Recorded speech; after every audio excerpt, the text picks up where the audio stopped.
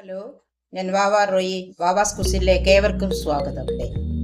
ഇതെന്താണെന്നും ഇതെങ്ങനെ ഉണ്ടാക്കിയെന്നും നമുക്ക് നോക്കാം. ചിക്കൻ കറിയും മട്ടൻ കറിയും വെജിറ്റബിളും ഫിഷ് കറിയൊക്കെ വെച്ച് നമ്മൾ ബോറടിച്ചിരിക്കുമ്പോൾ ഒരു പുതിയ കറി എങ്ങനെ ഉണ്ടാക്കാമെന്ന് ഞാൻ കാണിച്ചു തരാം.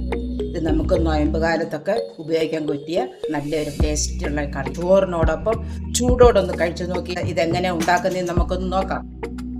ഇപ്രാവശ്യം പപ്പടം വാങ്ങിച്ചപ്പം നമ്മൾ അപ്പളം എന്ന് പറഞ്ഞ ഈ പാക്കറ്റാണ് കിട്ടിയത്. ആ പപ്പടം തൈ ഇങ്ങനെ ആയിരിക്കും. അതിനകത്ത് മുളകിൻ്റെ പൊടിയൊക്കെ ചേർത്തുള്ള പപ്പടമാണ്. അപ്പളം ഇതാ പാക്കറ്റ്. അപ്പോൾ ഇത് നമുക്കൊന്ന് വറുത്തെടുക്കണം. ഇതാ ഈ പപ്പടം നമുക്ക് ഈ എണ്ണയ്ക്കകത്തോട്ട് കുറേശ്ശെ ഇട്ടൊന്ന് ഈ പപ്പടം നമ്മൾ പൊള്ളിച്ചു. ഇച്ചിരി വലുപ്പം കൂടുതൽ 4 പീസായിട്ടൊന്ന് മുറിക്കാൻ വെക്കാം.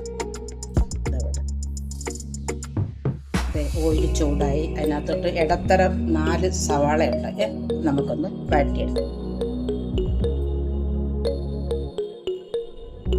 അല്പം ഉപ്പും കൂടിട്ട് മുരിക്കാം. അന്നേരം എളുപ്പം മുരിഞ്ഞു. വീഡിയോ ആദ്യം മുതൽ അവസാനം വരെ കാണണം.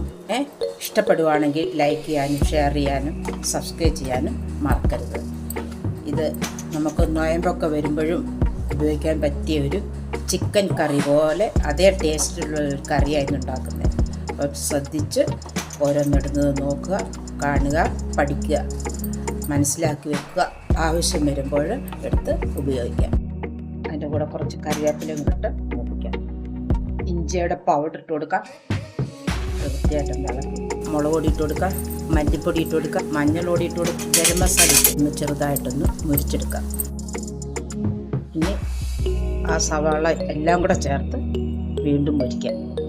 ആ മസാല മൂത്ത മണം വരുന്നുണ്ട്. ഇനി അതിനകത്തോട്ട് വലിയൊരു ടൊമാറ്റോ കട്ട് ചെയ്തിട്ട് ഒരല്പം വെള്ളം കൂടെ ഒഴിച്ചു കൊടുക്കാം. ആ ടൊമാറ്റോ ഒന്ന് വെന്ത് വരണം. ഇത് നല്ല വൃത്തിയായിട്ട് ഇളക്കിയിട്ട് 1 മിനിറ്റ് നമുക്കൊന്ന് അടച്ചു വെച്ച് തുറക്കാം. ആ ടൊമാറ്റോ വെന്ത് തുടങ്ങി. നമുക്ക് ഒന്നുകൂടെ വൃത്തിയായിട്ടൊന്ന് ഇളക്കാം. അതിനകത്തോട്ട് 1 സ്പൂൺ തൈരും കൂടെ വൃത്തിയായിട്ട് ഇളക്കി.